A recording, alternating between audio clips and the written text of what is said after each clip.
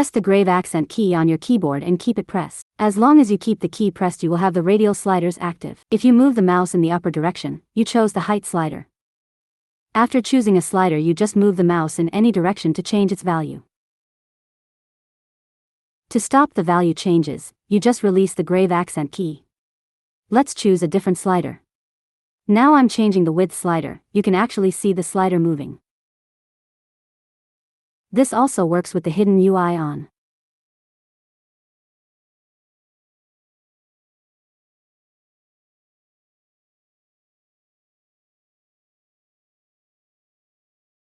The tool has multiple shortcuts shown here. When pressing one of the alpha shortcuts, the tool will get all the properties of the selected alpha and show them as radial sliders. When pressing one of the color shortcuts, the radial sliders will show the base color or all the properties of the material or the substance in the base color.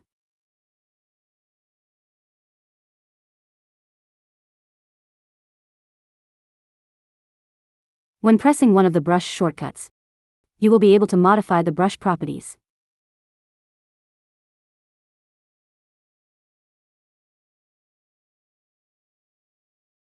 Keeping pressed the L cell shortcut Z, you can change the layer selection or its visibility. Main visibility means that it's changing the master layer's visibility, even if you have a stack layer selected. To change the stack layer visibility, you use the visibility slider. Select stack lets you select layers inside a stack, or the main layer. Long pressing the L blend shortcut X, you will be able to quickly change the layer blending mode on each channel. There is no need to switch to that channel from the panel layers. You can see here that the roughness changed to lightness when the layer panel was showing the base color channel. Long pressing the L opacity shortcut C, you will be able to quickly change the layer opacity value on each channel. No need to switch to that channel.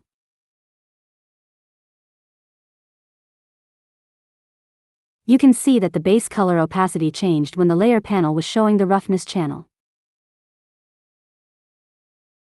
The X shortcut is extended to work in color mode also. Quickly pressing and releasing X, it inverts the color for a fill layer also.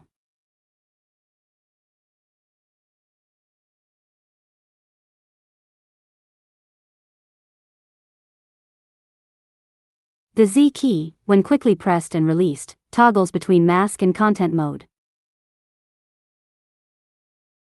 Entering the mask mode, it will automatically select the last paint layer from the stack.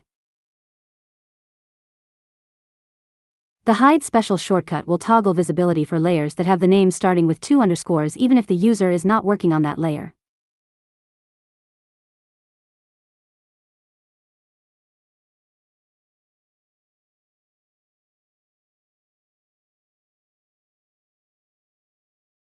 While the radial sliders are active, you can toggle some options that affects the way the values will change. With the space key, you can change between multiple speed values. This is a multiplier that affects how your mouse movement will increment the value of the chosen slider. Here you see that the speed has changed to 0.2 after pressing on space, and the value change started to be slower.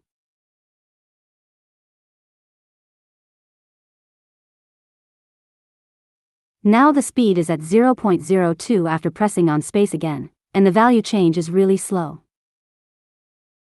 Pressing on space one more time, it gets back to speed of 1 and the value changes started to work as normal. With the caps lock key, you can set the selected slider value back to the value it was when you've chosen the slider.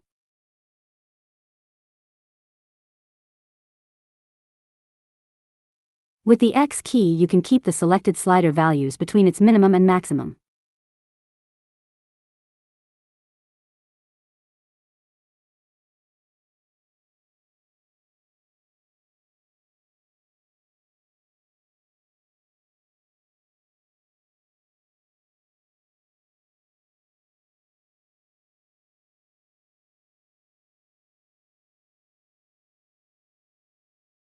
With the Shift key, the value of the selected slider will change in steps.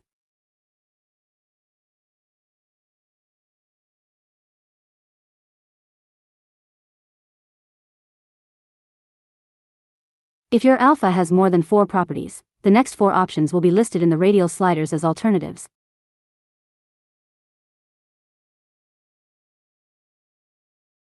And you can choose them by tapping Alt while the radial sliders are on.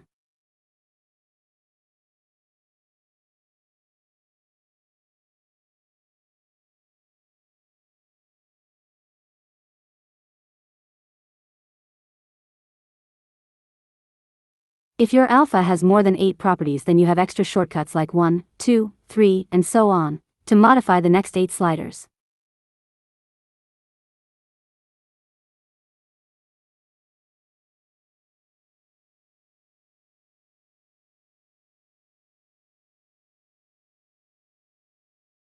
All of these shortcuts can be customized by the user.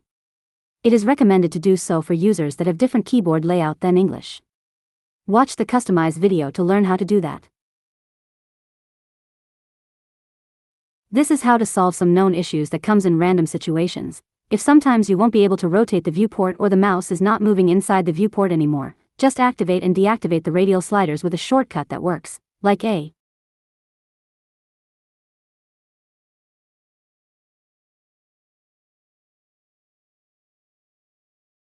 If that didn't solve your problem, then restart plugin by going to the upper bar and in the Python menu deactivate BCM Radial Sliders and activate it back.